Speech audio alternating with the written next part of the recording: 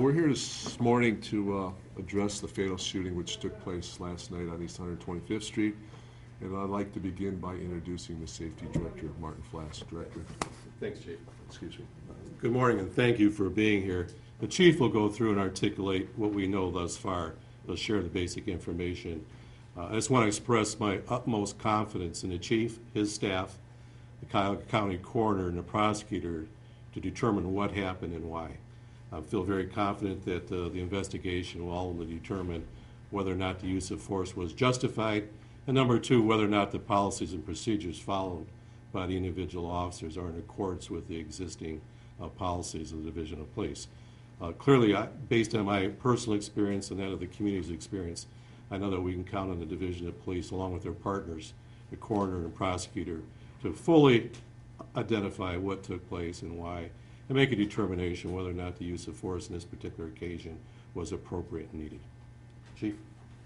Thank you. Let me begin by stating that the fatal shooting that took place last night was a tragedy not only for the family and the friends of the victim, but also a tragedy for the Cleveland Police Department. I've been a police officer for 37 years, and I know not one officer that wants to come to work and be involved in this type of situation. I know the officers are highly upset, they're emotional, and we do extend our condolences to the family and friends of the victim.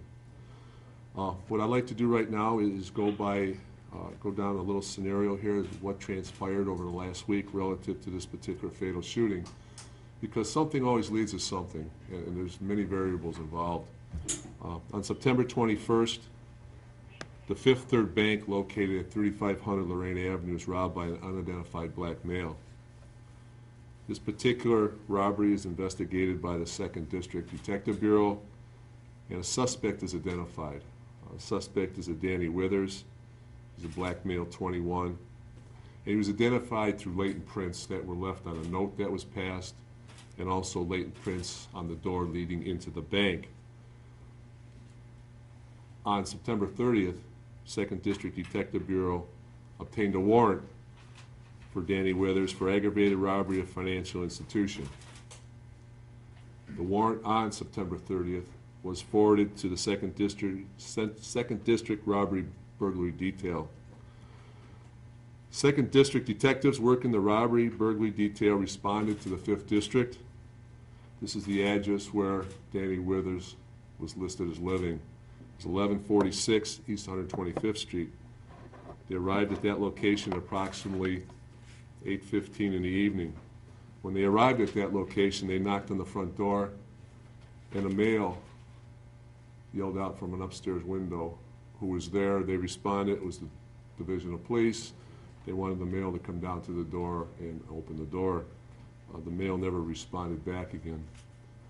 The officers continued to knock on the door, and a short time later, a female relative, the grandmother of Mr. Withers, comes on the 2nd floor porch and addresses the officers.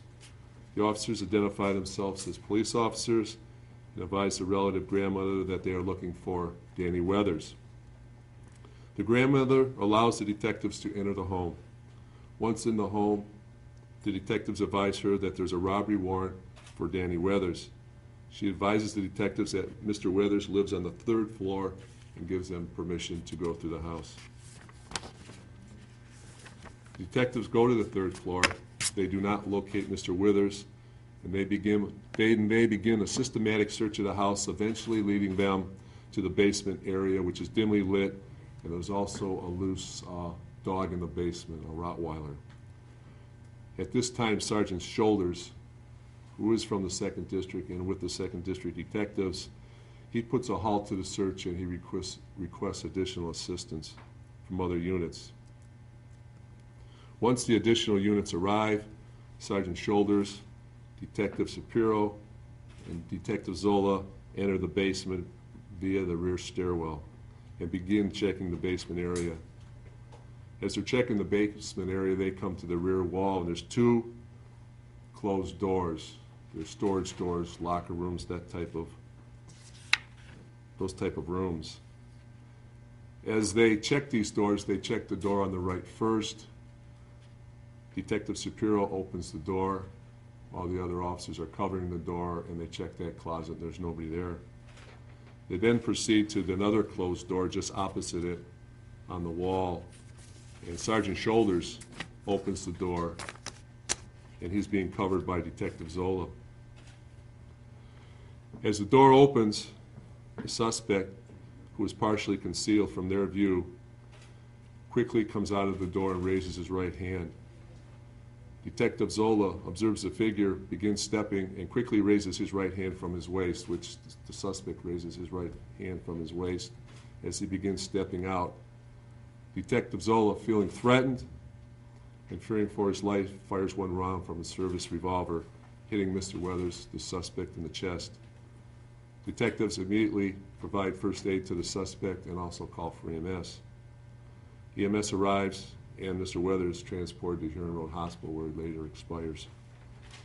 At this time, we have the deadly force call-up, as we call it, and our deadly force and team response to the scene, along with the Cuyahoga County Coroner's Office, and all the unnecessary support units that come to these particular tragedies. Internal Affairs, Office of Professional Standards, Community Relations, Employees Assistance. We had everybody respond to the scene. Also requested to the scene is the city prosecutor, Victor Perez, who is apprised as what happens, and he does make some type of partial ruling as to how we should proceed with the investigation.